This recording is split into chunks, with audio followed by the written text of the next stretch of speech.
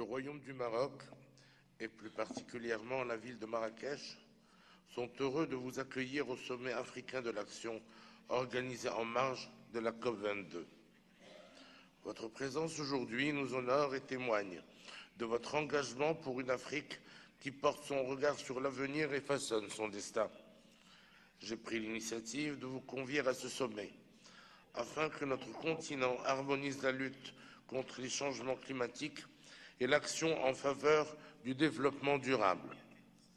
Concrétiser les projets régionaux et transnationaux structurants, tel est le défi que je vous invite à relever.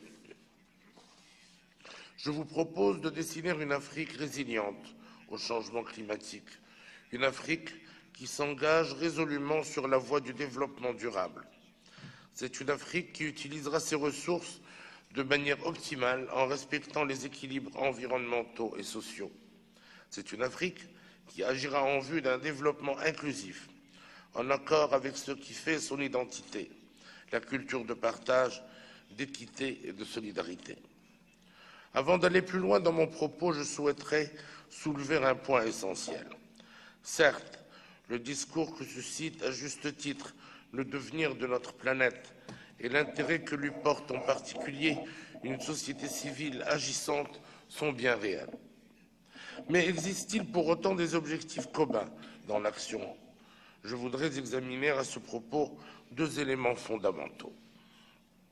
D'abord, il y a entre le Nord et le Sud une disparité de culture en matière d'environnement. Elle a trait aux priorités et aux moyens. C'est dans ce but qu'il conviendra d'harmoniser, voire d'unifier l'éducation à l'environnement. La présidence marocaine s'y emploiera durant ce mandat. Par ailleurs, il faut rappeler que le temps de la colonisation est révolu, qu'une décision imposée ne peut être productive. Faut-il rappeler que les acteurs ne manquent pas de force, d'engagement ni de bonne volonté, mais qu'il leur arrive de manquer de moyens. Nous sommes tous conscients qu'il en va de la sauvegarde de la vie et qu'il nous appartient de travailler solidairement à la protection de notre terre. Voilà pourquoi je souhaite que se mette en place une convergence de vues dans l'action. Excellences, Mesdames et Messieurs, l'Afrique paie un lourd tribut dans l'équation climat et représente sans aucun doute le continent le plus pénalisé. En effet, la hausse des températures, le dérèglement des saisons, les sécheresses à répétition appauvrissent la biodiversité de notre continent, détruisent ses écosystèmes et hypothèquent son progrès, sa sécurité et sa stabilité. Pourtant, notre continent n'émet que 4% des gaz à effet de serre. Or, les bouleversements climatiques à l'échelle mondiale entravent fortement le développement de l'Afrique et menacent gravement les droits élémentaires de plusieurs dizaines de millions d'Africains. Notre continent constitue donc un concentré de toutes les vulnérabilités. L'Afrique compte déjà 10 millions de réfugiés climatiques. À l'horizon 2020, près de 60 millions de personnes seront déplacées du fait de la rareté de l'eau si rien n'est entrepris dans ce domaine.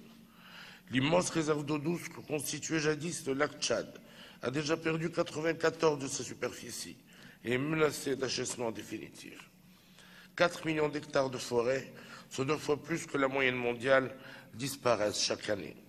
Alors que l'agriculture, majoritairement de subsistance, emploie 60% de la main-d'œuvre africaine, nos récoltes sont fortement perturbées et notre sécurité alimentaire hautement menacée.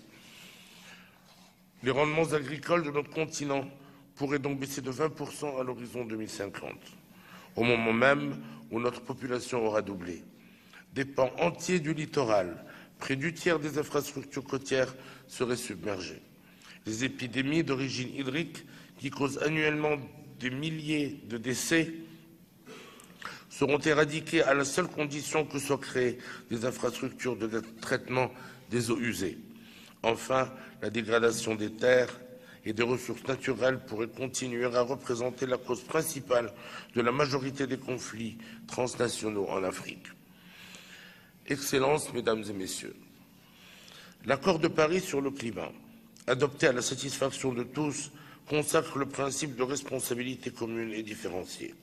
Il importe que notre continent s'exprime d'une seule voix, qu'il exige justice climatique et mobilisation des moyens nécessaires, qu'il émette des propositions concertées en matière de lutte contre les changements climatiques.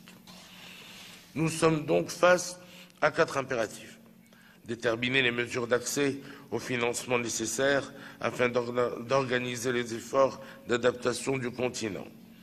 Identifier les mécanismes à mettre en place visant à soutenir la mise en œuvre de programmes phares. Renforcer les capacités institutionnelles de notre continent. Enfin, saisir les opportunités et étudier les implications qu'offre un développement sobre en carbone dans les domaines de l'énergie, de l'innovation technologique ou encore des métiers verts. Excellences, Mesdames et Messieurs, les acteurs africains ont fait preuve d'un remarquable dynamisme durant les journées thématiques de la COP22. En plus d'être porteurs d'initiatives, ils ont rejoint nombre de coalitions, d'alliances et de réseaux de l'agenda global de l'action climatique. Je me réjouis de ces actions continentales et régionales. Elles favorisent la résilience de notre continent face aux menaces du dérèglement climatique et elles permettent une coémergence durable de notre continent. Mes frères chefs d'État auront l'occasion aujourd'hui de nous entretenir des projets qui nous portent et animent. Il nous appartient d'apporter un appui politique à ces initiatives, de mobiliser les moyens et compétences nécessaires à leur mise en œuvre, de les mettre en perspective et en cohérence. Excellences, Mesdames et Messieurs, le Royaume du Maroc est un acteur engagé dans la consolidation de la sécurité et de la stabilité régionale. À ce titre, il est déterminé à renforcer sa contribution à la défense des intérêts vitaux du continent, aux côtés de ses pays frères et bientôt au sein de l'Union africaine. Fort du développement en cours de son ambitieux programme dans le domaine des énergies renouvelables, le Maroc met donc son savoir-faire à la disposition de ses partenaires. S'impliquant activement dans les projets dédiés à l'Afrique, le Royaume contribue aujourd'hui à inclure de nouveaux partenaires publics et privés et à structurer les mécanismes de gouvernance. En outre, il animera un réseau africain d'expertise climatique à partir du centre de compétences en changement climatique installé au Maroc. Sensible à la vulnérabilité du secteur agricole et conscient de son importance vitale, le Maroc se mobilise pour la réalisation de l'initiative Adaptation de l'agriculture africaine ou AAA. Ce dispositif innovant favorise l'adoption et le financement de solutions destinées à la productivité et à la sécurité alimentaire. Enfin, interpellé par la quote-part attribuée à l'Afrique en termes de ressources consacrées à la lutte contre les changements climatiques, le Maroc inscrit le financement comme priorité de la COP22. Au-delà de l'enveloppe prévue à partir de 2020 par l'accord de Paris, la présidence marocaine s'intéresse à la mobilisation des financements publics, à la diversification des montages financiers et à la facilitation de l'accès aux fonds consacrés au climat.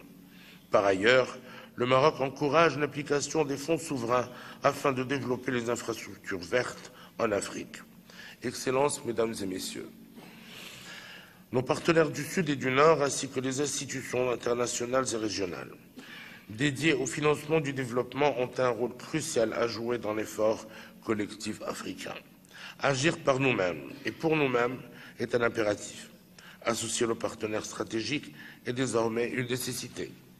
Je suis persuadé que la mutualisation de nos efforts et le renforcement de la coopération avec nos partenaires stratégiques contribueront à mettre fin à l'injustice climatique qui affecte notre continent. Cette double action favorisera la réalisation des objectifs de développement durable. 12 parmi les 17 sont liés directement ou indirectement au changement climatique. En conclusion, je voudrais vous assurer que mon pays entreprendra toutes les actions nécessaires et ne ménagera aucun effort afin de faire entendre la voix de l'Afrique dans les négociations formelles ainsi que la mise en œuvre de l'agenda global pour l'action climatique. Je formule le vœu que la rencontre d'aujourd'hui soit une étape décisive, un rendez-vous constructif et l'expression devant l'histoire de notre engagement en faveur des générations futures. Je vous remercie pour votre aimable attention. Wassalamu alaikum wa rahmatullahi ta'ala wa barakatuh.